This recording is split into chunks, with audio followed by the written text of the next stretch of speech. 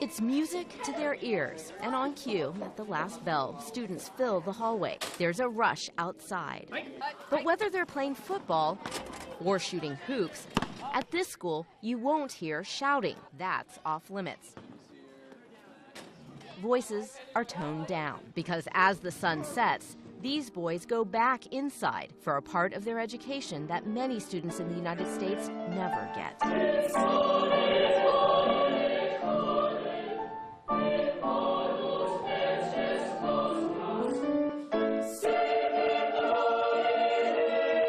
The only boys choir school on the West Coast. There are 5 in America.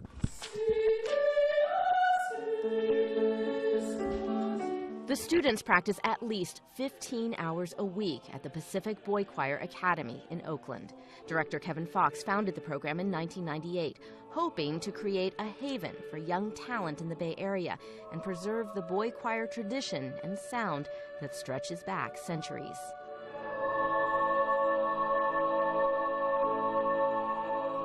Many times in history, music was considered a core subject, and because it trains the brain in ways that other things can't. There's timing involved, there's ears and eyes and calculations going on when they're looking at the music.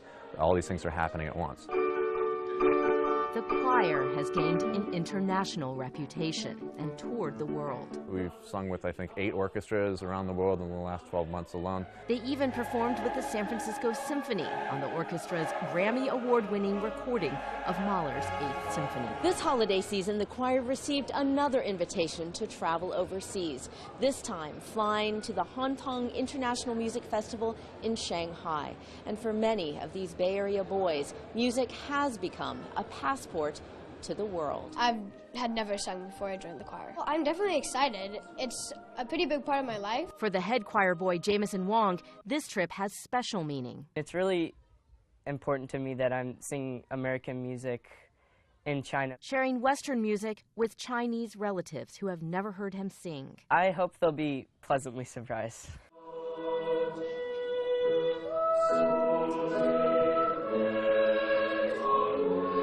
The irony, though, for 14-year-old Jameson and the other boys, is that despite all their hard work and these years of training their voices,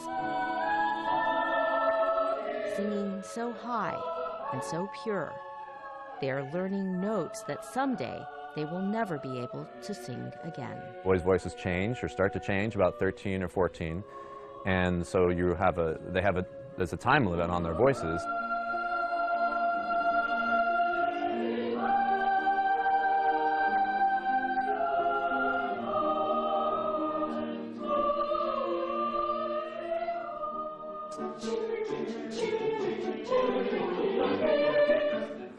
That race against time drives the director and these boys to reach for the highest level of performance.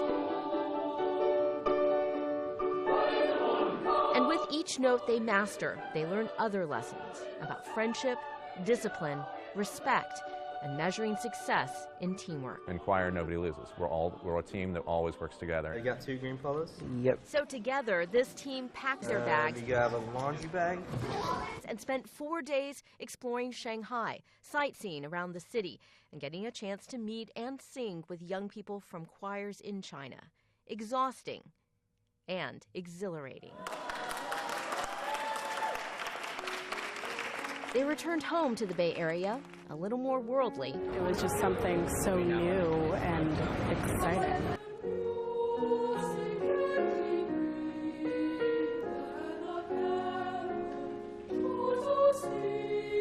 Full of memories, more lessons learned about other cultures, and about themselves. I know I have to savor each moment because obviously I can't sing soprano or alto forever. My voice is going to change. I love singing and I love performing, and it's always fun to share the gift of music with everyone. Gifts that will last long after their voices fade.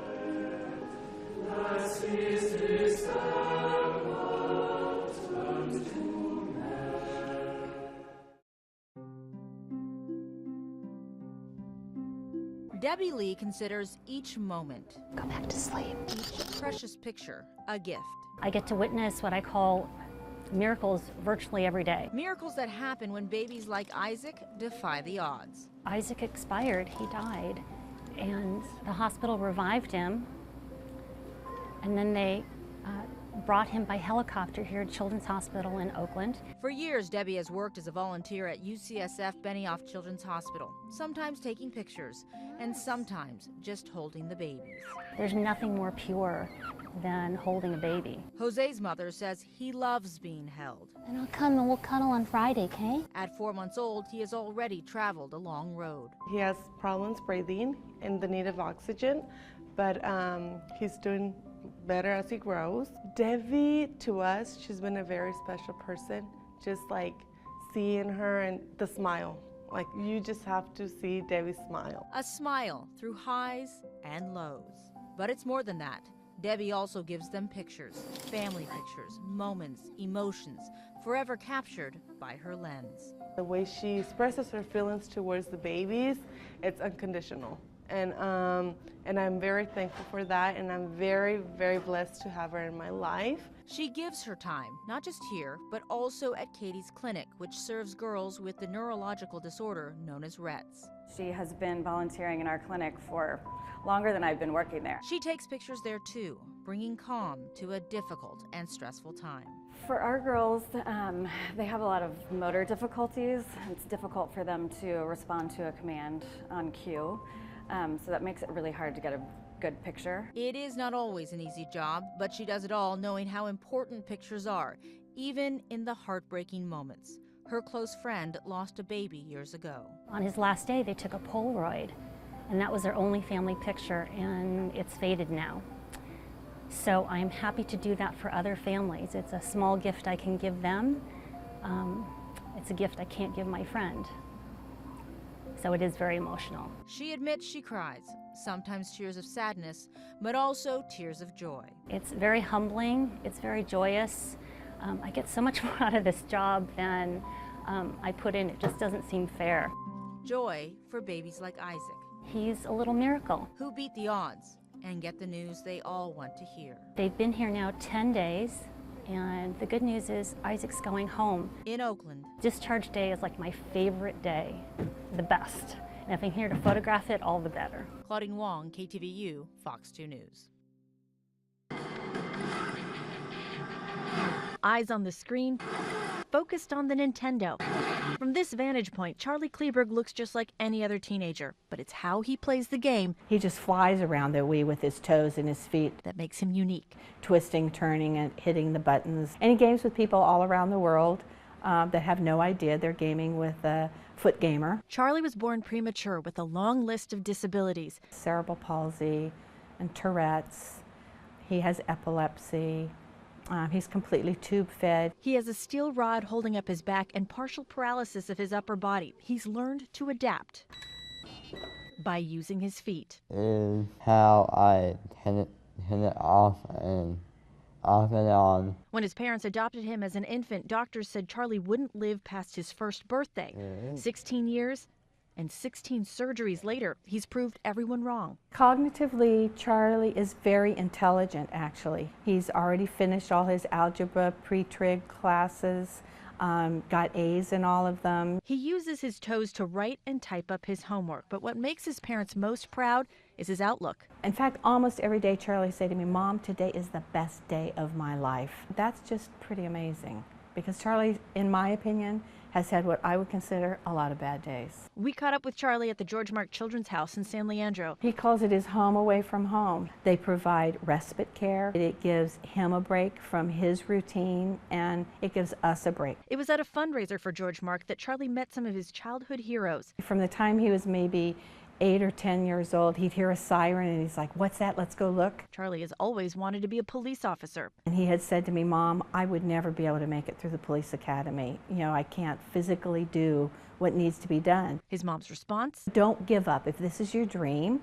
keep your dream. And I told Randy that. I said, well, maybe we could put him to work, and I went back and spoke with our chief about it. Lieutenant Randy Brandt says everyone in the department who met Charlie was so impressed with his drive and perseverance, they came up with a plan to have Charlie help as a volunteer. Community events like handing out, flyers or just greeting people. And he was actually a role player he was a hostage during one of our SWAT exercises. As long as we could come up with things for him to do, I think he'll do them. And if I could have everyone stand, please. 6 months later, the San Leandro Police Department invited Charlie to their promotion ceremony to help lead the Pledge of Allegiance. He'd practice, ladies and gentlemen, please rise and join me, and, saluting the flag. And I'd also like to call up Charlie Kleber. But when he got up to the stage, a change in plans. It is my distinct honor to hereby appoint you to the position of honorary police officer.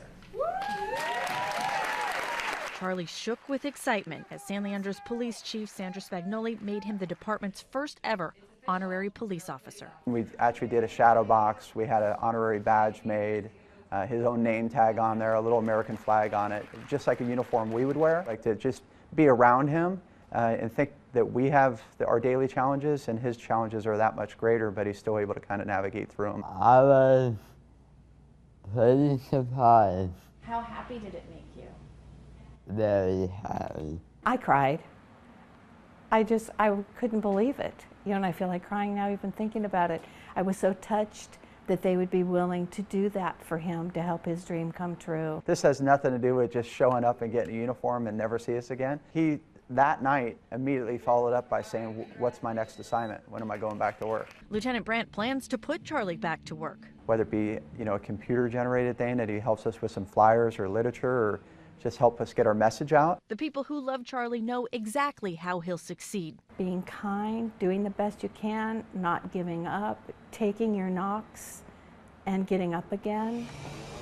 Approaching any challenges with the same philosophy that's shaped his young life so far. In San Leandro, Allie Rasmus, KTVU, Fox 2 News.